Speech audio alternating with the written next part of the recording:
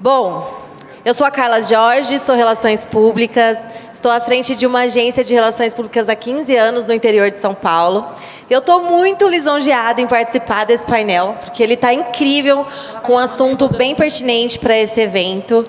E quero aqui já começar falando que campanhas com celebridades marcam pela emoção, pelo roteiro e pelo carisma. Mas o que as torna mais do que um rosto famoso? Neste painel Celebridades com Campanhas, potencializando narrativas publicitárias, vamos entender como marcas, criadores e artistas transformam visibilidade em conexão e resultados reais. E para essa conversa, eu recebo 3 convidados especiais que conhecem cada lado dessa construção. Para começar, eu gostaria de apresentar Bruna Vicente, fundadora e CEO da Bivolt, uma agência que nasceu para criar experiências inesquecíveis e já tem no portfólio marcas como Fendi, Fenty Beauty e Tag Heuer. Bruna é responsável por cases icônicos, como a Casa Bivolt no Coachella, que reuniu alguns dos maiores nomes do mercado de influência brasileira. Bom, também quero convidar Ricardo Tosi, ator, modelo, conhecido por personagens marcantes em novelas e filmes. Além das telas, ele também leva seu talento para campanhas publicitárias, conectando-se com o público de forma única. E para fechar esse trio, Gigi Grandin, criadora de campanhas publicitárias para influenciadores e marcas nacionais. Ela transforma conceitos em histórias que engajam, emocionam e geram resultados. Bom, já vou começar uma pergunta para os 3. As campanhas mudaram muito nos últimos anos, especialmente com redes sociais e influenciadores. Como vocês veem ainda o papel das celebridades na publicidade daqui para frente? Oi, gente. Tá funcionando? Testando. Alô? O da Bruna. Vai comer, começa comigo. Oi, gente. Ó, agora foi. Como eu vejo o papel das celebridades nas campanhas? Eu acho que hoje, na verdade, a grande mudança que a gente está vivendo é... Antes a gente escolhia as celebridades, que na maior parte delas eram as celebridades da televisão, e que a gente não tinha muito acesso à personalidade delas em si. E hoje, com a rede social, a gente, além do personagem que pode ser criado, a gente entende quem é aquele ser humano. Então, eu acho que hoje... esse olhar é muito importante, entender quem é de fato aquela pessoa e por que ela pode representar a sua marca. Perfeito. Eu acho, na verdade, a gente... Bom, eu sou antigo, né? Então eu acompanho. Eu venho de uma época em que o mundo era completamente outro, há 20 anos atrás. E realmente... o mundo mudou e a publicidade e tudo que se comunica mudou também. Então, antes tinha essa coisa de... Eles usavam a nossa imagem realmente para vender, a nossa credibilidade para se conectar com o produto. Hoje isso não funciona mais. Hoje, de qualquer forma, para se comunicar, eu acho que tem que ter, não só ser uma celebridade, mas tem que ter uma sintonia com o que ele está falando, um lugar de fala com o que ele está falando, uma representatividade com o que está falando, ou seja, uma autenticidade, senão não adianta. Você pode colocar a pessoa mais famosa que está lá, se ela não agregar para o que ela está comunicando, o resultado é zero. É o que eu tenho percebido nessa tentativa de sair de um lugar que a gente era idealizado antigamente como o mocinho, a mocinha, o bonito, a bonita, o forte, não sei o que, não sei o que, não sei o que, e usavam dessa imagem estereotipada para uma coisa muito mais humana, humanizada, de verdade, que precisa ser muito sincero, senão o vídeo não engana e não se comunica. Eu acho que hoje a gente tem uma questão muito importante, que o digital é muito forte. Então, mesmo quem já tem um papel muito grande dentro de uma imprensa, dentro da TV, hoje tem que acabar se adaptando também às redes sociais, né? E mostrando essa parte mais humanizada. E tem funcionado de uma forma muito interessante, né? A gente vê isso acontecendo a todo momento. E eu acho que as marcas estão se adaptando bastante a isso, as celebridades também. Então, é um universo bem curioso, assim, de se explorar. Muito bom. Bruna, você está nos bastidores e escolhe o rosto e a narrativa. Então, quando decide incluir uma celebridade numa campanha, o que determina essa escolha? Eu acho que é um mix de fatores, né? Para escolher uma pessoa para representar uma marca, você tem que entender exatamente qual é a história que aquela marca está contando e por que aquela pessoa pode fazer sentido. Então, eu acho que a estratégia como um todo, do que aquela marca, como aquela marca está se posicionando, a escolha ela é muito mais profunda do que essa pessoa, eu gosto dessa pessoa, né? Ela tem que fazer sentido, ela tem que ter uma conexão com a marca, ela tem que ter uma conexão com o público que a marca quer se comunicar. Então, eu acho que tem muitos fatores. Perfeito. E, Ricardo, do seu lado como ator, o que te faz aceitar uma campanha? É a identificação com a marca, a proposta criativa ou a liberdade de interpretação? Isso é engraçado porque isso nunca mudou. Desde que eu comecei minha carreira e fui procurado por marcas para fazer publicidade, sempre o meu crivo era eu acreditar naquele produto. Sim. Porque a gente não pode esquecer que muita coisa é vendida como mentira, Exato. né? Então, acreditar mesmo que eu estou falando, que aquele negócio limpa.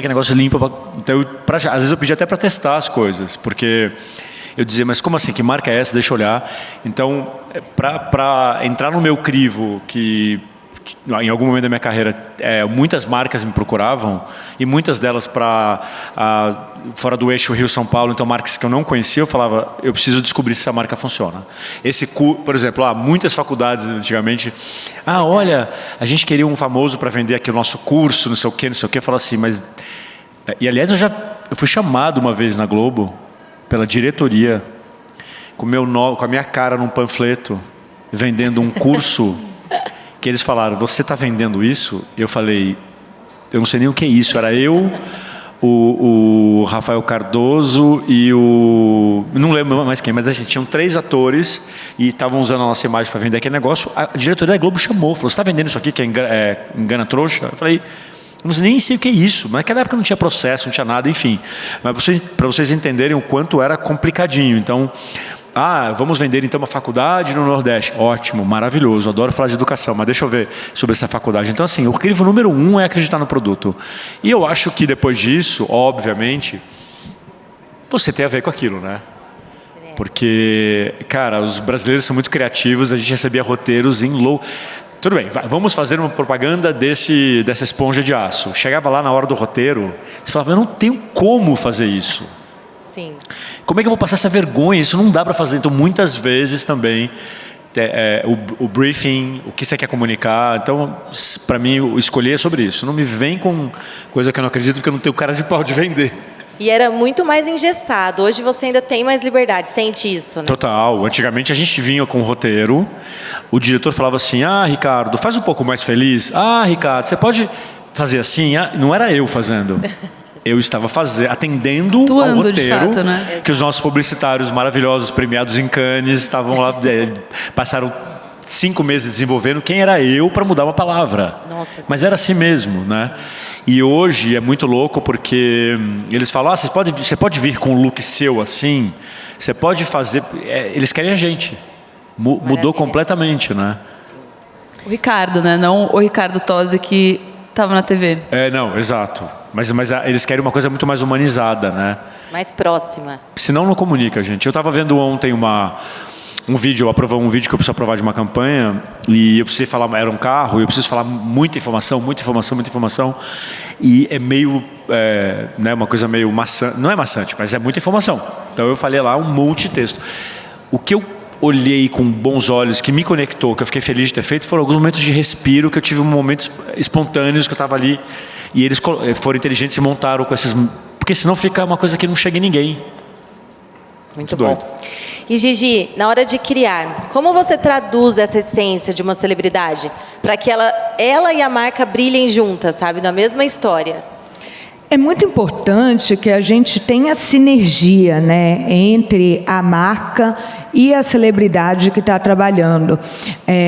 Eu, particularmente, não gosto muito dessas campanhas que você quer fazer o contrário, você escolhe alguém que é vegetariano para fazer uma propaganda de carne, ou você pega, enfim, e quer fazer alguma polêmica desse tipo. Eu gosto de campanhas onde a celebridade realmente já mostrou que genuinamente ela se identifica com aquela marca, ou que ela se identifica com o propósito daquela marca, com o que aquela marca defende, acredita, e a partir daí a gente consegue criar uma narrativa que é autêntica, mas ao mesmo tempo genuína para ambas partes. E aí também a gente consegue construir contratos de longo prazo, que são muito legais para ambos os lados, e fazer campanhas que realmente reverberam, porque é natural. Maravilha. E agora para os três, como equilibrar então essa autenticidade e persuasão para que a campanha realmente com as celebridades não pareça só publicidade, mas tenha uma história real? Então assim, tem que ter também a estratégia da marca. Como que vocês equilibram isso quando chega o roteiro, na prática mesmo? Eu tenho muito o cuidado, quando estou planejando uma campanha ou quando eu estou agenciando alguém, de buscar mesmo esse histórico. E quando esse histórico ele existe, já da celebridade ter uma relação com a marca, às vezes, quando uma marca, enfim, quer fazer alguma divulgação, não pensar única e exclusivamente quem são as pessoas mais faladas nesse momento, mas quem são as pessoas que eu já vi usando o meu produto, quem são as pessoas que já tiveram algum tipo de relacionamento com a minha marca. E a partir disso, a gente consegue que a publicidade seja muito verdadeira.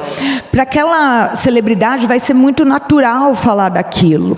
Então, quando a gente busca esse alinhamento, as campanhas tendem a ser muito bem-sucedidas. Não sei se vocês concordam comigo. Concordo plenamente. Eu acho que esse é um erro, para mim, assim, quando você olha para o contexto do momento e escolhe uma pessoa só pelo momento que ela está e não necessariamente tem nada a ver com aquele produto ou com aquela marca, a chance de você gerar uma crise gigante, que vai ser muito difícil de você contornar, é altíssima. Então, assim, eu acho que esse é o principal ponto, a gente olhar para a verdade da marca e para a verdade da pessoa, porque a pessoa pode ser incrível, mas pode não ter nada a ver com a marca.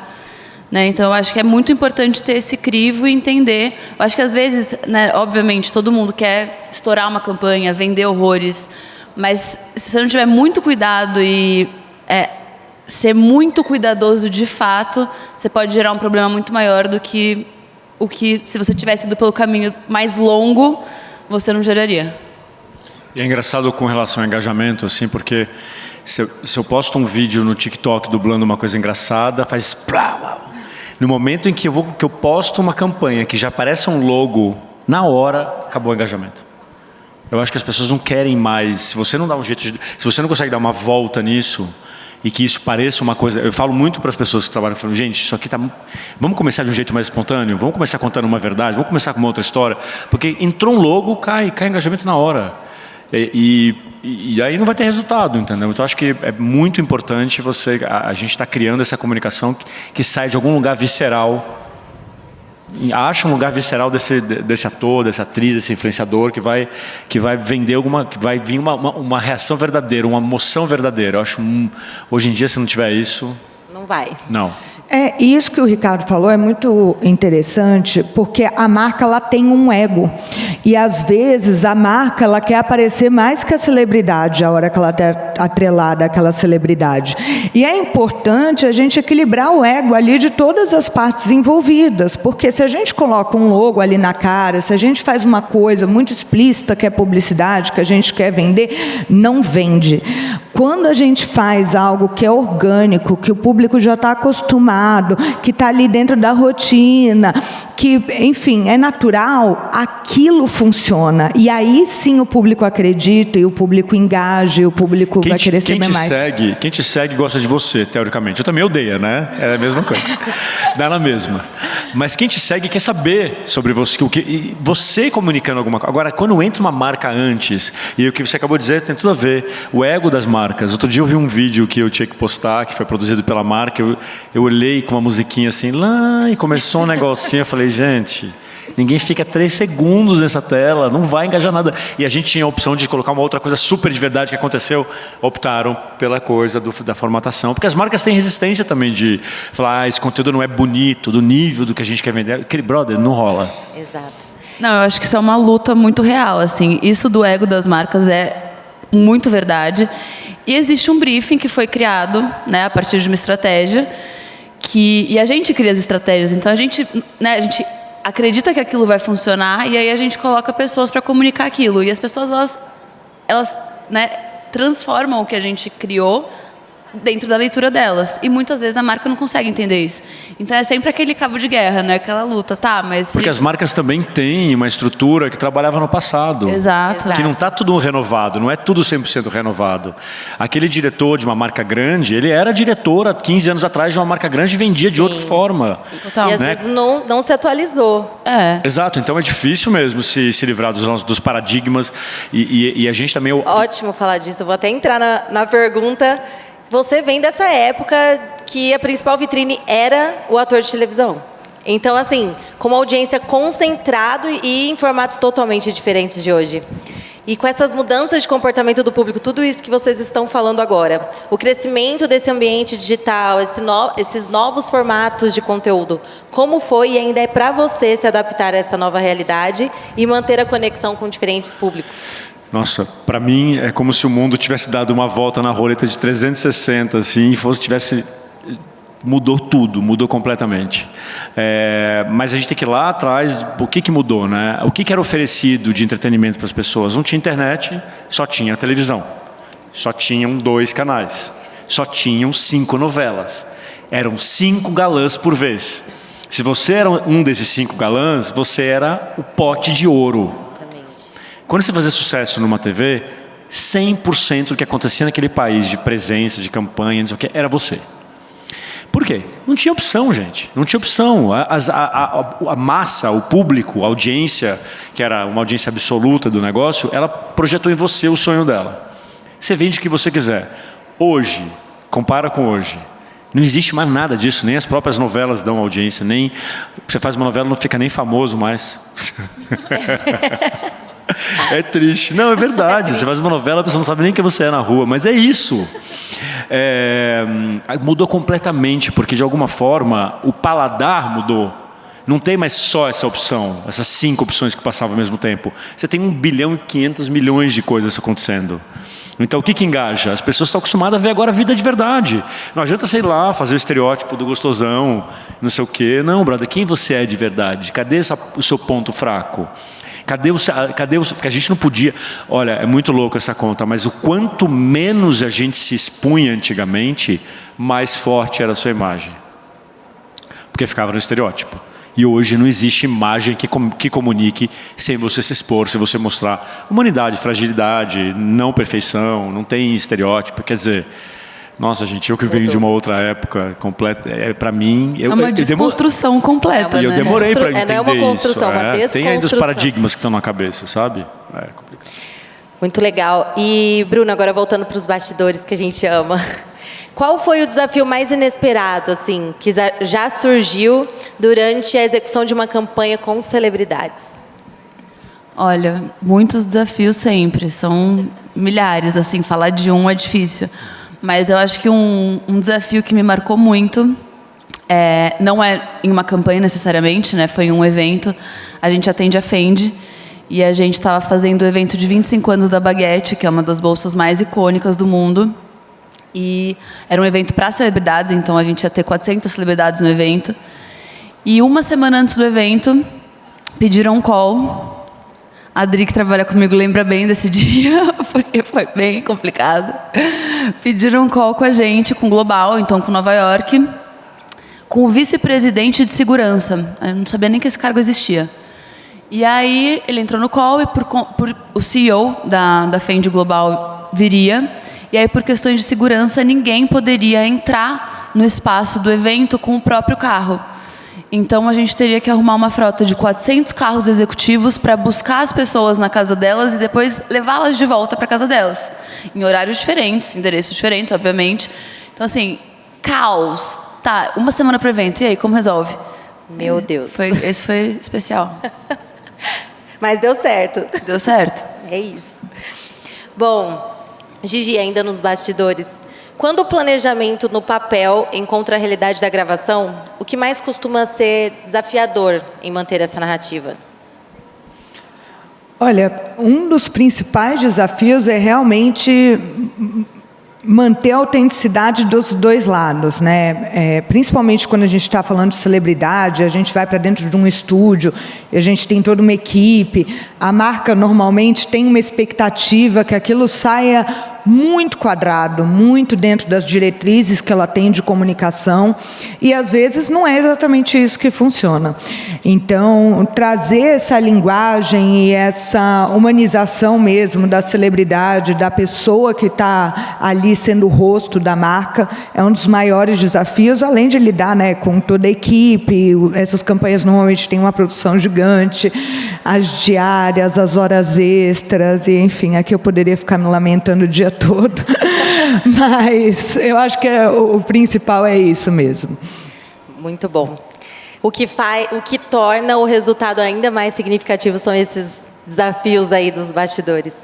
Bom, pesquisei alguns cases de vocês e gostaria muito de trazer aqui, principalmente, Bruna, a Casa Volt do Coachella, virou referência no mercado, reuniu grandes nomes e marcas em um projeto ousado. O que fez desse case um sucesso tão grande e o que as marcas podem aprender com ele? Eu acho que, assim, né, uma junção de vários fatores. Eu acho que o case do Coachella, basicamente, é você levar um grupo de pessoas para comunicar aquelas marcas, mas, principalmente, viver uma experiência inesquecível. Eu acho que a gente bate muito numa tecla de hospitalidade. Então, não é sobre levar essas pessoas para lá, jogá-las numa casa e é isso, façam conteúdo, né? Tem toda uma estrutura, um preparo. A gente, desde a escolha dos nomes até quais marcas fazem sentido de estar no projeto, mas, no fim do dia, eu acho que é isso, pessoas se conectam com pessoas. E a gente coloca, né, as pessoas que a gente quer que comunique para o público ali, mas faz com que eles, de fato, vivam um momento muito especial e leve uma equipe muito estruturada para conseguir captar um conteúdo que faça muito sentido para a marca. Então, eu acho que são muitas visões ali. Você tem a visão do convidado, né? Então, você tem que fazer uma coisa que faça sentido para ele. Você tem a marca que quer, tem muitos desejos dela e quer que aquilo saia, né, dentro da comunicação dela o mais redondo possível. Só que é um projeto vivo. Então, literalmente, você tem, no caso do Coachella de 2022, eram 22 convidados, que são 22 pessoas diferentes, né, com vontades diferentes, com jeitos diferentes, 3 marcas. Então, assim, é bem desafiador, mas eu acho que é o mix de tudo. Então, de pessoas que façam sentido, marcas que estejam dispostas a ouvir e entender que aquilo não é uma campanha. Estão abertos. Exato. Mas, enfim, e isso, tipo, criar uma experiência que todo mundo tenha vontade de assistir, porque é isso, no fim do dia a gente queria que o público olhasse e entendesse o que a gente estava comunicando ali. Maravilha. É uma entrega de experiência mesmo. Ricardo, qual campanha publicitária você considera assim, um divisor de águas na sua carreira como celebridade, endossando uma marca? Aquela que você sentiu que realmente você entregou, assim, conectou com o seu público, sabe?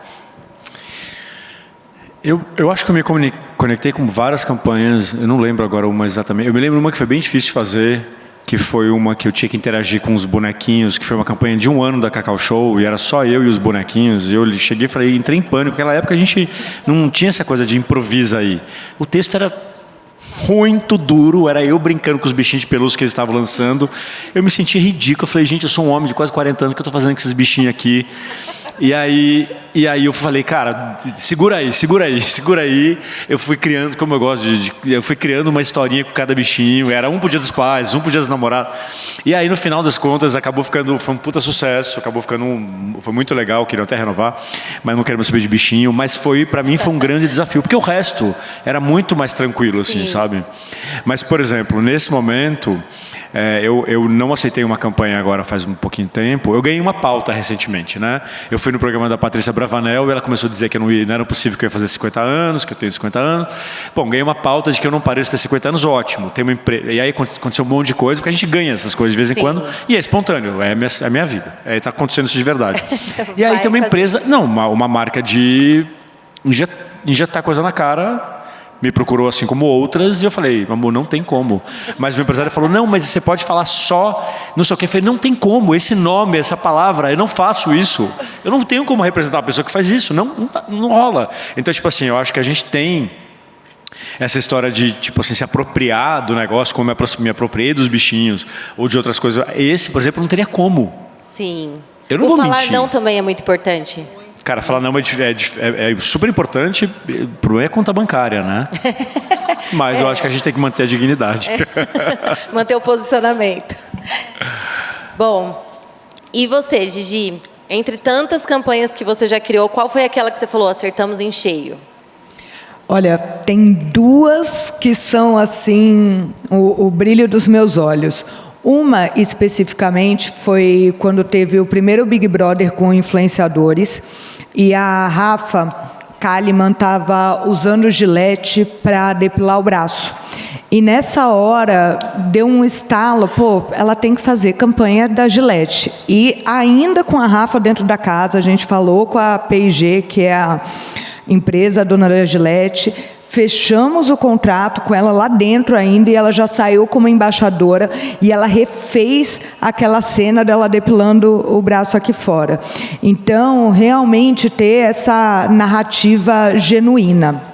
E uma outra que eu gosto muito, com o Bruno Gissoni, a gente fez uma campanha com Mãe Terra, que é uma marca super natural, super sustentável, e ele é uma celebridade super preocupada com o meio ambiente, e ele tem diversos projetos ligados a essa causa.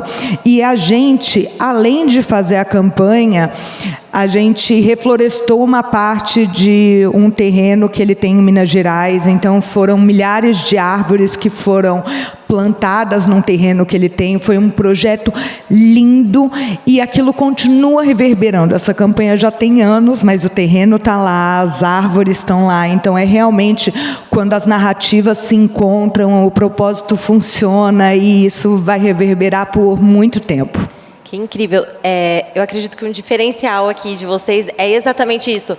E uma dica de ouro é não perder o time. Tem time que não é para todo mundo, mas também tem time que tem que ser aproveitado. Então, entender essa estratégia ali enquanto está acontecendo é muito importante, tanto para falar sim quanto para falar não. Né? Saber exatamente isso. Muito bom.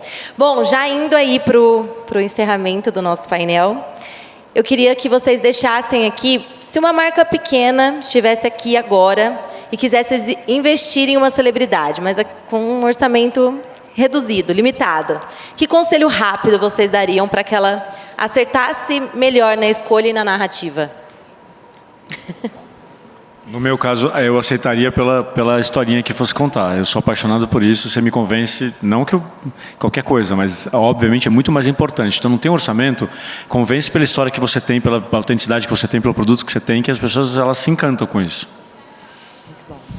Com certeza. Buscar alguém que já tem essa identificação e que entende o propósito da marca, entender essa ligação aí, onde que dá para achar essa sinergia, é o caminho para, mesmo com pouco budget, você conseguir fazer uma campanha com alguém que tem relevância. Porque não necessariamente alguém com relevância vai ser alguém gigantesco, mas alguém que faz sentido para aquela marca naquele momento, que foi o que a Bruna já tinha falado. Eu acho que tem que tomar muito cuidado, na verdade, porque quando a gente cria um negócio, a gente tem a expectativa... A gente sempre acha que tem um grande divisor de águas. E eu acho que muitas marcas pequenas têm a falsa ilusão de que se talvez colocasse uma pessoa ali muito grande, muito conhecida, vai ser o divisor de águas da marca ou da empresa. E muitas vezes é o contrário. Né? Então, assim, são muitos fatores que precisam ser pensados antes de tomar uma decisão como essa.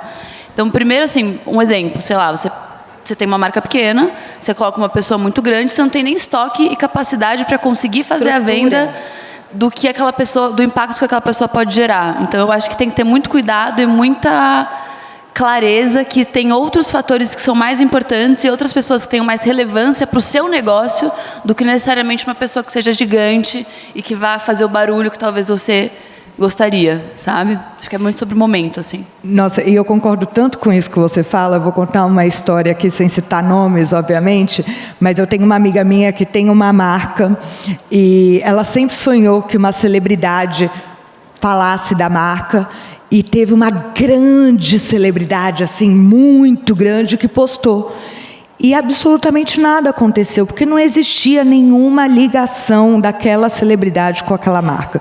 Foi simplesmente mais um recebido. E quando ela faz ações com influenciadores que realmente usam a marca, ou com celebridades menores que já conhecem a história dela, aquilo funciona, aquilo gera conversão, aquilo gera engajamento. Então, realmente, se não tiver essa conexão entre ambas partes, não funciona. Não funciona, gente. Muito bom. Gente, quero agradecer demais. Foi incrível ouvir e aprender com vocês. Obrigada mesmo por esse painel. E obrigada a todos vocês pela audiência, por estarem aqui com a gente. Obrigada. Obrigado. Obrigada, valeu. gente. Obrigada, gente. Um prazer.